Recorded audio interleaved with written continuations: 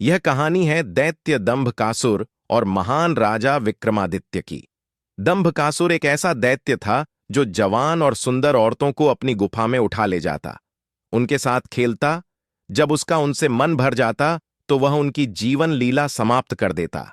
वह जिस भी राज्य में जाता त्राही त्राही मचा देता। कोई भी राजा या अन्य शूरवीर योद्धा उसका कुछ नहीं बिगाड़ पाते, क्योंकि दैत्य दंभकासुर को देवताओं से वरदान प्राप्त था कि उसे बल से नहीं बल्कि बुद्धि से मारा जा सकता है। जो कोई भी उसे बल से मारने का प्रयास करेगा वह पत्थर का हो जाएगा। दंभकासुर की मौत का रहस्य छुपा था उसकी 7 गुत्थियों में, यानी उसके 7 सवालों में।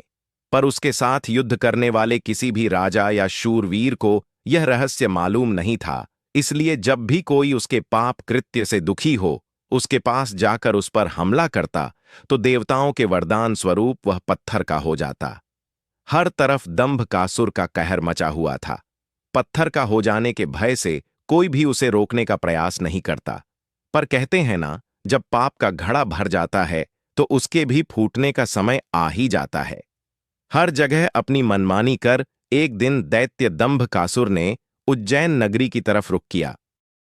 उज्जैन नगरी के ऊपर उस समय महान राजा विक्रमादित्य का शासन था। महाराज विक्रमादित्य न केवल बलशाली थे बल्कि वे बहुत बुद्धिमान भी थे। उन्हें हर प्रकार के कौशल में महारत हासिल थी। उन्हीं दिनों में विक्रमादित्य की नगरी उज्जैन में एक धनी साहूकार रहता था। साहूकार के 2 लड़के थे। बड़े का नाम महेंद्र था और छोटे का नाम विजय था, का लखन। बड़े लड़के का विवाह तो साहूकार ने कर दिया था, पर छोटे बेटे का विवाह करने से पहले ही वह ईश्वर को प्यारे हो गए। पिता के गुजर जाने के बाद कामकाज और व्यापार संभालने की सारी जिम्मेवारी दोनों भाइयों पर आ गई। दोनों भाई दिल लगाकर कारोबार संभालने में लग गए। दोनों भाई जब काम कर शाम को घर आते तो दरवाजे पर खड़ी महेंद्र की पत्नी अपने पति को दाएं हाथ से लोटा भरकर पानी देती और अपने देवर लखन को बाएं हाथ से। लखन का हठ और प्रस्थान। एक दिन लखन ने सोचा, भाभी हर रोज मुझे बाएं हाथ से पानी पीने को देती है, आज मैं उनके दाएं हाथ से पानी पीऊंगा। शाम को जब दोनों भाई काम से लौटे तो लखन अपनी भाभी के बाएं हाथ से पानी पीने के लिए अपने खड़े होने के स्थान को बदलकर अपने बड़े भाई महेंद्र की जगह पर खड़ा हो गया और बड़ा भाई महेंद्र उसकी जगह पर खड़ा हो गया। लखन की भाभी जब उनको पानी देने के लिए आई तो उसने एक हाथ को दूसरे हाथ के ऊपर से करते हुए दाएं हाथ का लोटा अपने पति को दे दिया और बाएं हाथ में पकड़ा हुआ लोटा लखन को दे दिया। ये देख लखन बोला, भाभी आज मैंने भैया के स्थान पर खड़ा होकर सीधे हाथ से दिया हुआ पानी पीना चाहा, परंतु आपने अपने हाथों को बदलते हुए मुझे बाएं हाथ से ही पानी दिया। आप मुझे बताएं, आपने ऐसा क्यों किया?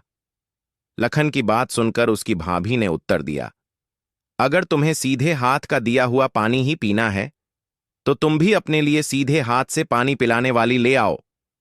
भाभी की कही हुई बात लखन को चुभ गई। वह बिना पानी पिए ही भाभी से कहने लगा, ये लो तुम अपना पानी का लोटा और मैं यहां से जा रहा हूं, और अब मैं तभी वापस आऊंगा जब मुझे सीधे हाथ से पानी देने वाली मिल जाएगी, वरना अपनी शक्ल नहीं दिखाऊंगा। इतना कहकर वह तुरंत मुड़ा और चल पड़ा। ये देख उसके बड़े भाई महेंद्र ने उसे रोकने की बहुत कोशिश की, पर वह नहीं माना और बोला, नहीं भैया, अब तो तभी वापस आऊंगा जब मुझे मेरे योग्य पत्नी मिल जाएगी। इतना कहकर वह घर छोड़कर चल दिया। चलते चलते वह अपने नगर से दूर कांचीपुरम शहर में पहुंच गया। कांचीपुरम का राजा चंद्रसेन एक धार्मिक विचारों वाला व्यक्ति था। उसके राज्य में चारों ओर अमन शांति का माहौल था, परंतु फिर भी राजा चंद्रसेन हमेशा दुखी रहता था। राजा के दुख का कारण था उसकी जवान बेटी चंद्रकला का स्वास्थ्य। चंद्रकला दिखने में तो अत्यंत खूबसूरत थी, पर उसे एक असाध्य रोग ने घेर रखा था, जिस कारण राजकुमारी हमेशा अचेत अवस्था में रहती थी। राजा ने बहुत सारे हकीम और वैद्य राजकुमारी को ठीक करने के लिए लगा रखे थे, लेकिन उनमें से कोई भी राजकुमारी को ठीक नहीं कर पा रहा था।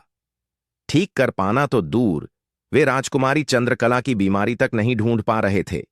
जब सभी प्रकार के वैद्य, हकीमों और पूजा पाठ तंत्र मंत्र से भी राजकुमारी चंद्रकला को कोई फायदा नहीं हुआ, तो राजा ने अपने राज्य में यह घोषणा करवा दी कि जो व्यक्ति मेरी बेटी को ठीक करेगा, मैं उसके साथ ही अपनी बेटी चंद्रकला का विवाह कर दूंगा और उसे अपना आधा राज्य भी दूंगा। लखन जब राज्य की राजधानी में पहुंचा तो उसने देखा कि वहां हर तरफ राजकुमारी की चर्चा हो रही थी। राज्य का हर कोई व्यक्ति राजा की घोषणा और राजकुमारी की बीमारी की बात कर रहा था। जब लखन ने एक व्यक्ति से इस बारे में पूछा तो उस व्यक्ति ने राजकुमारी की बीमारी से लेकर राजा की घोषणा तक का सारा किस्सा लखन को बताया। सारी बातें सुन लखन कुछ देर वहां खड़ा विचार करता रहा। फिर कुछ सोचकर वह राजमहल की तरफ चल पड़ा। लखन ने ढूंढा, बीमारी का रहस्य एक जिंदा सांप राजा की लड़की के पेट में रहता था। सांप ने राजा की लड़की को अपने वश में 100 किया हुआ था। जब रात होती तो वह कुछ देर के लिए राजकुमारी के मुख से बाहर निकलकर जंगल की तरफ चला जाता और सुबह होने से पहले ही वह फिर से उसके अंदर चला जाता। राजकुमारी इस बात से बिल्कुल अनजान थी कि उसके अंदर एक सांप ने डेरा डाला हुआ है। अनजाने में वह पूरी तरह से उस नाग के वश में थी। राजमहल में किसी को भी इस बात की भनक तक नहीं थी कि राजकुमारी के अंदर एक 7 फुट का सांप रहता है। सभी यही समझते कि पता नहीं राजकुमारी को क्या बीमारी लग गई जिसके कारण वह हमेशा अचेत रहती है। बड़े से बड़े वैद्य और हकीम भी इस बात का पता नहीं लगा पाए। लखन जब राजमहल के अंदर गया तो उसने देखा कि वहां पर बहुत सारे वैद्य और हकीम राजकुमारी को ठीक करने के लिए लगे हुए हैं। एक कोने में खड़े होकर चुपचाप लखन ये सारा माजरा देखने लगा। जब शाम का समय हुआ तो सभी हकीम और वैद्य धीरे धीरे करके वहां से चले गए। तब लखन राजा के मंत्री के पास गया और बोला, मंत्री महोदय, सभी अपना प्रयास कर चुके हैं, अब एक मौका मुझे भी दिया जाए। लखन की बात सुन मंत्री उसे अपने साथ ले राजा के पास जाता है और लखन का प्रस्ताव राजा के सामने रखता है। बेचारा हर तरफ से निराश हो चुका राजा एक बार अनमने ढंग से लखन की तरफ देखता है, फिर दुखी मन से कहता है, बताओ, तुम मेरी बेटी का इलाज किस प्रकार करोगे? लखन राजा को प्रणाम कर बोला, महाराज, मुझे एक रात अपनी बेटी के साथ ठहरने की इजाजत दीजिए, तभी मैं किसी नतीजे पर पहुंच सकूंगा। एक बात और महाराज, मैं बिल्कुल एकांत में राजकुमारी के साथ रहना चाहता हूं, तभी मैं अच्छे से ध्यान लगाकर राजकुमारी जी की बीमारी का पता लगा पाऊंगा। लखन की आत्मविश्वास भरी बातों से राजा के मन में हल्की सी उम्मीद जागी। उसने लखन को रात में राजकुमारी के साथ एकांत में रुकने एक की इजाजत दे दी।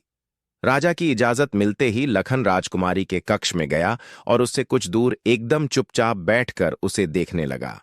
जैसे ही रात के 12 बजे का समय हुआ तो अचेत अवस्था में पड़ी हुई राजकुमारी के मुंह से सांप बाहर निकला और महल के परिसर से होता हुआ जंगल की ओर चला गया। यह सब देख लखन दंग रह गया। वह बिना कुछ हरकत किए चुपचाप वहीं बैठा रहा।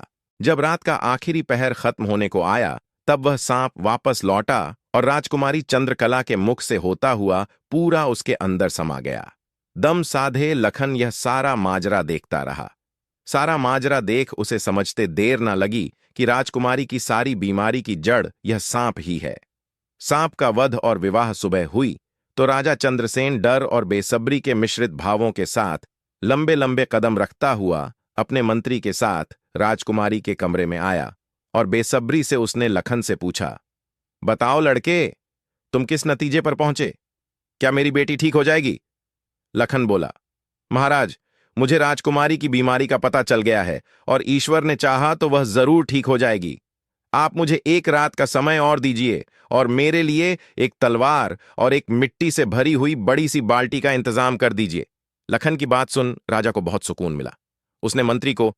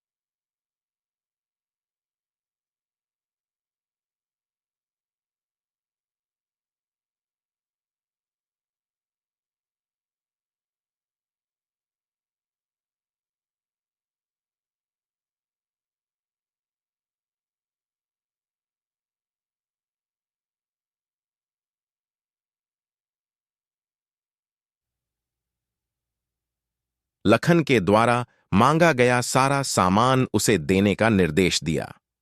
अब सभी को इंतजार था तो बस रात का।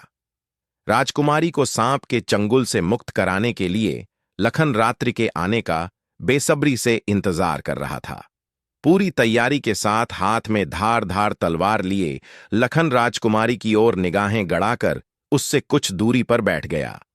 जैसे ही राजमहल के घड़े ने रात्रि के 12 बजे का घंटा बजाया, वैसे ही फुफकाता हुआ सांप राजकुमारी के मुख से निकला तो उसके इंतजार में बैठे लखन ने अपनी धार धार तलवार से उस पर तेजी से ऐसा वार किया कि तुरंत सांप 2 टुकड़ों में जमीन पर बिखर गया। लखन ने सांप के दोनों टुकड़ों को उठाकर रेत से भरी बाल्टी के अंदर दबा दिया और सुबह होने से पहले ही बाल्टी समेत मृत सर्प को जंगल में ले जाकर उसे आग के हवाले कर दिया और वापस राजमहल लौट आया। तब तक सुबह होने का समय भी करीब हो चला था। राजमहल आकर जब लखन ने राजकुमारी चंद्रकला को जगाया तो हमेशा अचेत अवस्था में रहने वाली राजकन्या तुरंत उठकर बैठ गई, क्योंकि अब उसके अंदर से वह सर्प निकल चुका था तो उसका प्रभाव भी खत्म हो चुका था। राजकुमारी उठते ही हैरान थी। उसे ऐसा लग रहा था जैसे पता नहीं वह कितने सालों से नींद में थी। जब लखन ने राजकुमारी से उसके स्वास्थ्य के बारे में पूछा तो अचंभित राजकुमारी ने अपने आप को बिल्कुल ठीक बताया। तब तक सुबह भी हो चुकी थी। उधर राजा भी पूरी रात सोया नहीं था। उसे बस इंतजार था तो सुबह का। जैसे ही सुबह हुई, राजा बेसब्री से भागा भागा राजकुमारी के कक्ष में आया। जब उसने बिल्कुल सही सलामत अपनी बेटी को बैठे और बात करते पाया तो उसकी खुशी का ठिकाना ना रहा। आंखों में अश्रु लिए राजा ने तुरंत अपनी लाडली बेटी को गले लगा लिया। भरे हृदय से राजा ने हाथ जोड़कर लखन का शुक्रिया अदा किया और अपनी शर्त के अनुसार राजकुमारी चंद्रकला का विवाह लखन के साथ कर दिया। जब राजा ने लखन को अपना आधा राज्य पाट देना चाहा तो लखन ने राज्य लेने से साफ मना कर दिया। ऐसा स्वाभिमानी दामाद पाकर राजा चंद्रसेन खुशी से फूला नहीं समाया। उसने खुशी खुशी बहुत सारा धन देकर अपनी बेटी चंद्रकला को लखन के साथ विदा कर दिया। दंभकासुर का कहर। जब राजकुमारी चंद्रकला को ले लखन अपने राज्य उज्जैन नगरी पहुंचा तो उसकी भाभी समेत पूरे परिवार ने उन दोनों का हार्दिक स्वागत किया। लखन खुशी खुशी अपनी नवविवाहिता पत्नी राजकुमारी चंद्रकला के साथ रहने लगा। कुछ ही दिन बाद उज्जैन नगर में एक भव्य समारोह था, जिसमें राजकुमारी चंद्रकला भी अपनी भाभी के साथ समारोह देखने गई हुई थी। तभी मेले में दूसरी तरफ से दैत्य दंभकासुर ने प्रस्थान किया। इतने बड़े दानव को देख समारोह में हड़कंप मच गया। हर कोई अपनी जान बचाने के लिए इधर उधर भाग रहा था। दैत्य को देख राजकुमारी चंद्रकला भी अपनी भाभी के साथ जब समारोह से भागकर जाने लगी, तभी दंभकासुर की नजर राजकुमारी चंद्रकला पर पड़ गई। राजकुमारी के रूप यौवन को देखते ही दानव राज दंभकासुर उस पर मोहित हो गया। दैत्य अपने पूरे जीवन काल में बहुत सी स्त्रियों के साथ खेला था, पर आज तक उसने इतनी सुंदर स्त्री कभी नहीं देखी थी। पलक झपकते ही उसने चंद्रकला को उठा लिया और उसे राज्य के बाहर अपनी गुफा में ले गया। राजकुमारी चंद्रकला का रो रो कर बुरा हाल था। उस बेचारी की तो किस्मत ही खोटी थी। कितने सालों तक वह उस नाग के चंगुल में फंसी रही। कुछ ही दिन पहले नाग से आजाद हुई थी। सोचा अब जिंदगी अच्छे से गुजरेगी, पर अब दैत्य दंभकासुर ने उसे अपनी गुफा में ला पटका। ना तो उसके आंसू रुकने का नाम ले रहे थे और ना वह किस्मत को कोसने से। उसकी मनमोहक सुंदरता से अभिभूत दैत्य ने उसके साथ किसी प्रकार का बल प्रयोग नहीं किया। वह उस अद्भुत नारी को जबरदस्ती नहीं, बल्कि उसकी सहमति से प्राप्त करना चाहता था। दंभकासुर ने राजकुमारी से कहा, या तो तू अपनी मर्जी से मेरे साथ रहने के लिए सहमत हो जा, अन्यथा आजीवन तू ऐसे ही मेरी कैद में सड़ती रहेगी।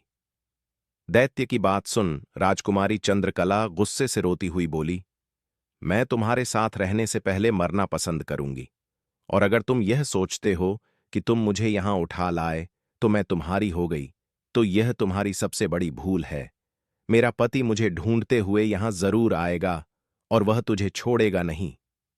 राजकुमारी की बात सुन दंभकासुर घिनौनी हंसी हंसते हुए बोला, लगता है तुम पागल हो गई हो। मैंने तुम्हें यहां 7 तालों के भीतर बंद किया है। यहां तक किसी का भी पहुंचना असंभव है, और अगर गलती से कोई यहां तुझे ढूंढता हुआ आ भी गया तो मैं उसे एक कीड़े की तरह मसल दूंगा। ये तो तेरी सूरत मुझे भा गई, वरना अब तक तू भी कब के ऊपर जा चुकी होती। तेरी भलाई इसी में है कि तू स्वेच्छा से मेरी बात मान जा, वरना अंजाम बहुत बुरा होगा। इतनी बात कह दंभकासुर वहां से चला गया। साधु से लखन की मुलाकात उधर जब मेले से दंभकासुर राजकुमारी को उठाकर ले गया था, तो लखन की भाभी बेचारी बेबस और लाचार सी बस उसे देखती रह गई। बहते अश्रुओं के साथ वह घर जाती है और सारा किस्सा लखन को कह सुनाती है। भाभी की बात सुन लखन के पैरों नीचे से जमीन सरक जाती है। वो तुरंत भारी कदमों से अपनी पत्नी चंद्रकला को खोजने निकल पड़ता है। कई दिनों तक जंगलों और शहरों की खाक छानता भूखा प्यासा लखन अपनी पत्नी को ढूंढता ढूंढता भटक रहा था। तभी उसे एक कुटिया दिखाई देती है। थका हारा लखन जब कुटिया के अंदर जाता है तो उसे अंदर एक साधु बाबा दिखाई देते हैं। लखन उनको प्रणाम कर वहीं बैठ जाता है। लखन की हालत देख महात्मा जी ने पहले उसे अच्छे से जलपान कराया और फिर बोले, बेटा, तुम कौन हो और यहां जंगलों में क्यों भटक रहे हो? तब लखन महात्मा जी को अपनी सारी व्यथा कह सुनाता है। लखन की सारी दास्तान सुन महात्मा जी बोले, बेटा, तुम जिस राक्षस की बात कर रहे हो उसका नाम दैत्य दंभकासुर है। वह जहां भी जाता है तबाही मचा देता है। आज तक उसे कोई भी परास्त नहीं कर पाया। जिसने भी उससे मुकाबला करने की कोशिश की वह पत्थर का बन गया। इसलिए मेरी सलाह मानो और वापस अपने घर लौट जाओ, इसी में तुम्हारी भलाई है। उसके पीछे जाकर क्यों अपने प्राण गंवाते हो? साधु की बात सुन क्षण भर के लिए लखन सन्न रह जाता है। थोड़ी देर बाद धड़कते दिल के साथ उठकर वह महात्मा जी के चरण पकड़ लेता है। उसकी आंखों में डर और साहस के मिश्रित भाव थे। अपनी पत्नी को याद कर लखन ने आंखों में आंसू भरकर कहा, नहीं महाराज, मैं ऐसा कदापि नहीं कर सकता। मेरी पत्नी उस दैत्य के चंगुल में है और उसे छुड़ाने के लिए मैं कुछ भी कर सकता हूं। हे साधु बाबा, अब आप ही मेरी आखिरी उम्मीद हैं। घर तो मैं नहीं जाऊंगा, चाहे मेरे प्राण ही क्यों ना चले जाएं। लखन के दृढ़ निश्चय को देख महात्मा जी ने फैसला किया कि वे उसकी मदद करेंगे। गहरी सांस लेते हुए वे बोले, तो सुनो बेटा, दैत्य दंभकासुर कोई साधारण राक्षस नहीं है। उसने सालों तपस्या करके देवताओं को प्रसन्न कर उनसे वरदान प्राप्त किया है कि जो कोई भी प्राणी उस पर हमला करेगा तो वह तुरंत पत्थर का बन जाएगा। उसे पराजित करने का सिर्फ एक ही उपाय है, वो है उसकी 7 गुत्थियों को हल करना, यानी उसके 7 प्रश्नों के सही जवाब देना। अगर तुम्हारे एक भी जवाब से वह संतुष्ट नहीं हुआ, अर्थात तुमने गलत जवाब दिया, तो भी तुम तुरंत पत्थर के बन जाओगे। उसके हर एक सवाल के हर सही जवाब के साथ उसकी शक्ति कम होती चली जाएगी और उसके सभी 7 प्रश्नों का ठीक ठीक जवाब देने पर अंततः वह शक्तिहीन हो जाएगा। फिर तुम उसके ऊपर आक्रमण कर उसे पराजित कर सकते हो। पर बेटा, वो बिना शक्तियों के भी बहुत बलशाली है। तुम फिर भी उसका मुकाबला नहीं कर पाओगे। महात्मा जी की बात सुन और दैत्य दंभकासुर को पराजित करने का पूरा का उपाय जान डर की लहर के साथ लखन का पूरा शरीर झंझना जाता है। पर फिर वह अपनी पत्नी को याद कर दैत्य दंभकासुर के पास जाने का निर्णय लेता है। लखन ने महात्मा जी के चरण छूकर कहा, महाराज, मैं तैयार हूं। कृपया मुझे उस दैत्य के पास जाने का मार्ग बताएं।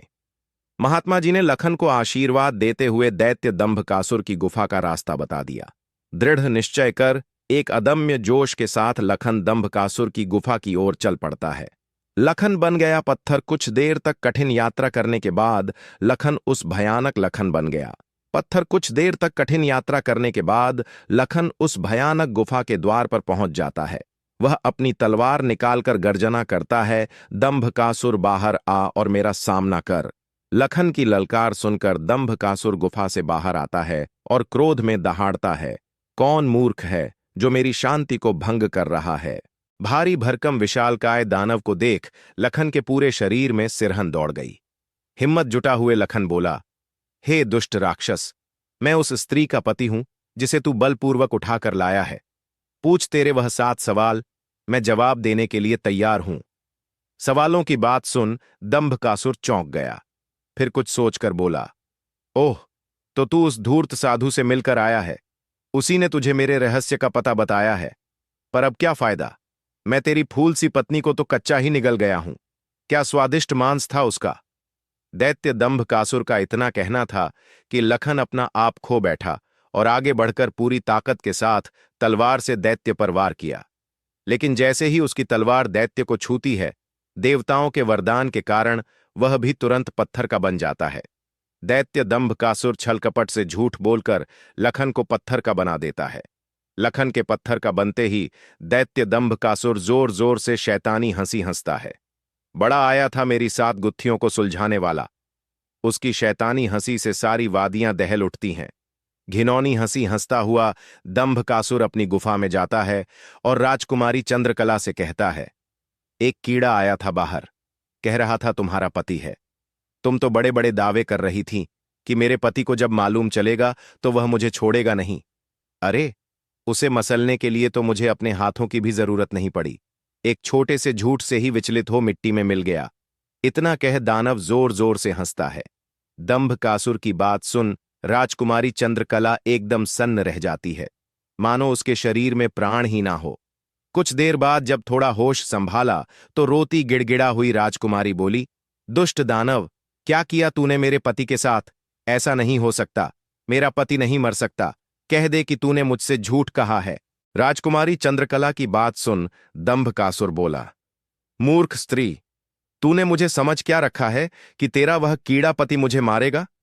अरे पागल औरत, मैं अमर हूं, मेरा कोई कुछ नहीं बिगाड़ सकता। मुझे देवताओं से वरदान मिला है। इतना कह दंभकासुर राजकुमारी के बिल्कुल पास जाकर बोला, अब तो तेरा पति भी नहीं रहा, अब तो मेरी बात मान ले। दानव की बात का कोई प्रतिवचन दिए बिना बेचारी राजकुमारी बेजान सी धरती पर गिर पड़ती है।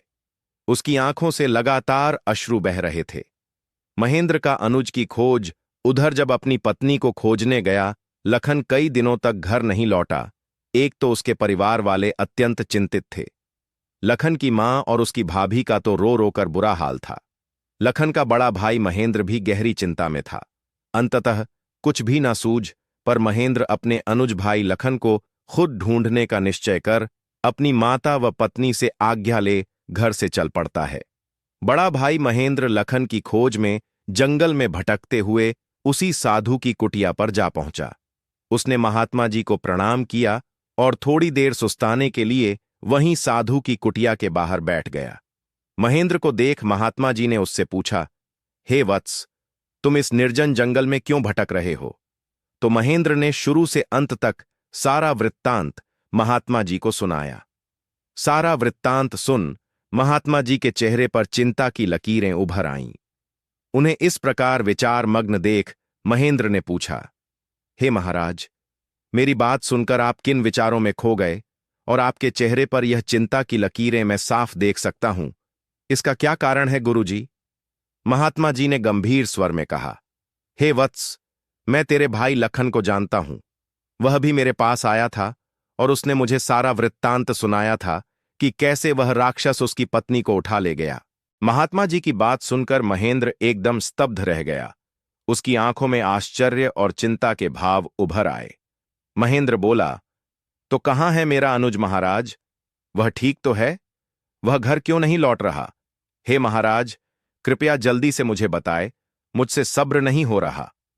जब महेंद्र अपने छोटे भाई लखन के बारे में साधु महाराज से पूछता है, तो साधु जी लखन के उनके पास आने से लेकर दैत्य दंभकासुर के पास जाने तक का सारा वृत्तांत कह सुनाते हैं। सारी बात सुन महेंद्र महात्मा जी के चरण पकड़ लेता है और कहता है, हे साधु महाराज, आप तो सर्वज्ञानी हैं। जब आपको दैत्य दंभकासुर के रहस्य के बारे में पता था, तो अवश्य आप यह भी जानते होंगे कि लखन का यहां से जाने के बाद क्या हुआ। हे महाराज, कृपया मुझे बताए कि आगे क्या हुआ। तब साधु बाबा गंभीर स्वर में बोले, हे वत्स, आगे वही हुआ जिसका मुझे पहले से ही भय था। मैंने लखन को जाने से पहले बार बार समझाया था और उसे अच्छी तरह से उस दुष्ट दानव की शक्तियों से अवगत भी करवाया था, पर उसने मेरी बात नहीं मानी और अपनी पत्नी को बचाने के लिए उस दैत्य से भिड़ गया। फलस्वरूप उस धूर्त दानव ने छल कपट से उसे भी पत्थर का बना दिया। इतना सुनते ही महेंद्र को कांटों तो खून नहीं, उसका चेहरा एकदम से पीला पड़ गया और हल्क सूख गया। कुछ दिन पहले ही तो उनके पिताजी उन्हें छोड़कर चले गए थे और अब उसे जान से भी प्यारा छोटा भाई लखन भी पत्थर का बन गया। उसकी हालत देख महात्मा जी उसे सांत्वना देते हुए बोले, बेटा, अब क्या हो सकता है? होनी को कौन टाल सकता है? महेंद्र तो जैसे शून्य में था, मानो उसके शरीर में प्राण ही ना हो। कुछ देर तक वहां घोर सन्नाटा छाया रहा। कुछ होश ठिकाने आने पर आंखों में अश्रु लिए महेंद्र बोला, हे महाराज, अब आप ही मेरी मदद कीजिए और मुझे रास्ता दिखाए जिससे मेरा अनुज फिर से अपने मानव रूप में लौट आए। महेंद्र की बात सुन महात्मा जी बोले, बेटा, ऐसा तो कोई रास्ता नहीं है। जैसा कि मैंने बताया, उस दुष्ट दानव की 7 गुत्थियों का जवाब देना ही इस समस्या का एकमात्र हल है। कोई व्यक्ति जब उसके सभी सवालों के जवाब देकर उसे पराजित कर मौत के घाट उतार देगा, तब तुम्हारा भाई लखन ही नहीं, बल्कि उस मक्कारी दैत्य द्वारा श्रापित किए गए सभी जीव अपने वास्तविक रूप में लौट आएंगे। महेंद्र बोला, महाराज, आप तो सर्वशक्तिमान हैं, फिर आप ऐसा क्यों नहीं करते? महेंद्र की बात सुन महात्मा जी बोले, बेटा, बेशक मैं उस पापी दानव के सभी सवालों का जवाब दे सकता हूं, पर मेरी भी कुछ सीमाएं हैं जिन्हें मैं चाहकर भी नहीं लांघ सकता। इतना कह साधु महाराज चुप हो जाते हैं। तब महेंद्र बोला, ठीक है महाराज, तो फिर मैं खुद जाऊंगा अपने अनुज को बचाने और उस दुष्ट दैत्य के सवालों का जवाब देने। महेंद्र की बात सुन महात्मा बोले, बेटा, तुम भी उसका कुछ नहीं कर पाओगे, फलतः अपने भाई की तरह उसके जाल में फंसकर पत्थर के बन जाओगे। फिर भी अगर तुम जाने का निश्चय कर ही चुके हो, तो एक बात का ध्यान रखना, वह दुष्ट तुम्हें भटकाने की कोशिश करेगा। उसकी बातों पर कोई भी प्रतिक्रिया दिए बिना सीधे उससे बस उसके सवाल पूछना। साधु महाराज के निर्देश सुन महेंद्र, जी महाराज, कह साधु से विदाई लेकर दैत्य दंभकासुर की गुफा की ओर चल देता है। महेंद्र भी बना पत्थर कठिन यात्रा करने के पश्चात महेंद्र उस भयानक गुफा के द्वार पर पहुंच जाता है और दैत्य दंभकासुर को पुकारता है, हे दुष्ट दानव, बाहर आ, मैं आज तेरे सभी सवालों के जवाब दे तेरा काम तमाम कर दूंगा। महेंद्र की बातें जब दंभकासुर सुनता है, गुस्से से लाल पीला हो दंभकासुर गुफा से बाहर आकर दहाड़ने लगा। अब कौन मूर्ख मेरे हाथों से मरने आया है? उसकी दहाड़ इतनी शक्तिशाली थी कि पूरा जंगल थर्रा उठा। महेंद्र ने भी जब दैत्य के विकराल रूप को देखा तो क्षण भर के लिए तो वह भी ठिठका, पर फिर गुस्से से गर्जना करते हुए बोला, तो तू है वो दुष्ट राक्षस जिसने मेरे भ्राता की धर्मपत्नी का हरण किया और मेरे अनुज को पत्थर का बना दिया। दुष्ट दानव, आज तेरा अंत निश्चित है। पूछ फरेबी राक्षस, कौन से हैं तेरे वो 7 सवाल? मैं भी तो जानूं। दंभकासुर घिनौनी हंसी हंसते हुए बोला, ओह, तो तू उस निकम्मे कीड़े का भाई है जो मेरे शाप की भेंट चढ़ गया। लगता है तेरा भी जीने से मन भर गया, जो तू सब जानते हुए भी यहां आया। महेंद्र क्रोध से दांत पीसते हुए बोला, घिनौने राक्षस, बातों में वक्त जाया मत कर। मैं तेरी बातों में आने वाला नहीं हूं। जल्दी से पूछ तेरे वह सवाल, नहीं तो मैं तुझे इसी क्षण यमलोक पहुंचा दूंगा। यह सुन दंभकासुर घिनौनी हंसी हंसकर नृत्य करते हुए बोला, सुन मूर्ख, मैंने तेरे भाई की पत्नी के साथ खूब विहार किया और जब मेरी इच्छा पूर्ण हुई तो उसके मांसल शरीर को कच्चा ही भक्षण कर लिया। क्या स्वादिष्ट मांस था उसका।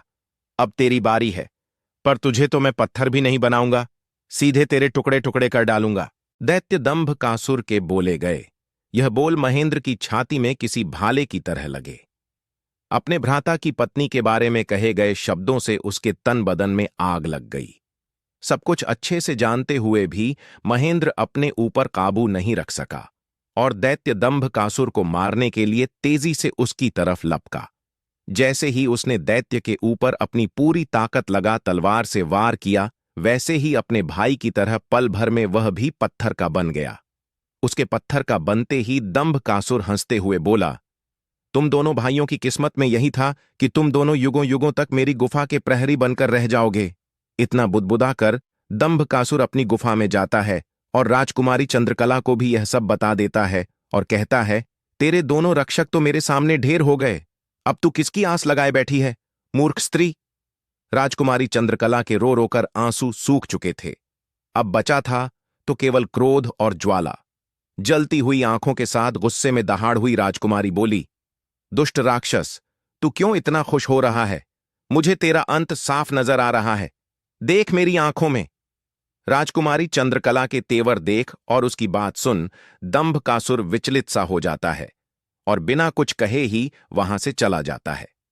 विक्रमादित्य से गुहार उधर लखन महेंद्र के घर में तो लखन के न आने से पहले ही मातम पसरा हुआ था। ऊपर से अब महेंद्र भी वापस नहीं लौटा तो उसकी पत्नी और मां का बुरा हाल था। अंततः महेंद्र की पत्नी अपनी सासू मां से कहती है, मां जी, आखिर कब तक हम ऐसे ही रोते बिलखते उनका इंतजार करते रहेंगे? बहू की बात सुन बुढ़िया मां बोल पड़ी, तो और बेटी, हम कर भी क्या सकते हैं इसके सिवाय? महेंद्र की पत्नी बोली, हम अपने राजा के पास जाकर उनको यह सब बताएंगे। वह अवश्य हमारी मदद करेंगे। बहू की बात बूढ़ी मां को उचित लगी। दोनों तुरंत राजा विक्रमादित्य के पास चल पड़ती हैं। कहानी का अगला अध्याय भी बहुत जल्दी आने वाला है। बने रहे।